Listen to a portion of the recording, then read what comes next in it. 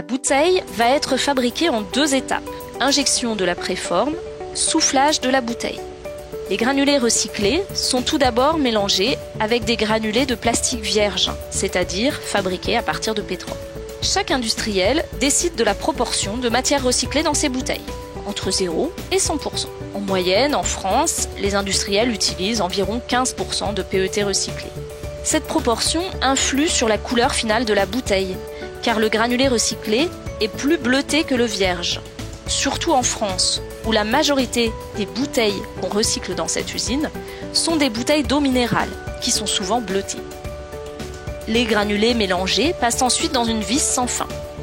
Ils sont chauffés jusqu'au point de fusion, à 260 degrés, et se transforment en une pâte liquide.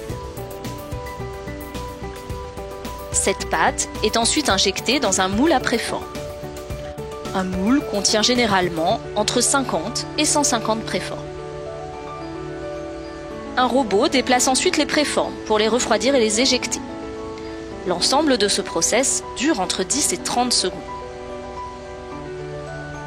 Les préformes sont ensuite transportées vers le site de soufflage des bouteilles, souvent directement dans l'usine d'embouteillage. Pour Coca-Cola en France, ce sont les usines situées à Marseille, Toulouse, Dunkerque et en Île-de-France. Les préformes qui arrivent sont chauffées grâce à des lampes, puis introduites dans le moule qui donnera sa forme finale à la bouteille.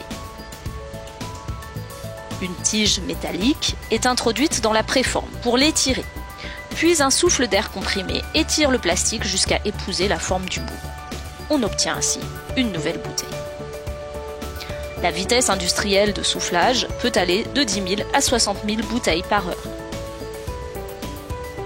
C'est ce qui permet de dire qu'on fait ici du recyclage de la bouteille à la bouteille.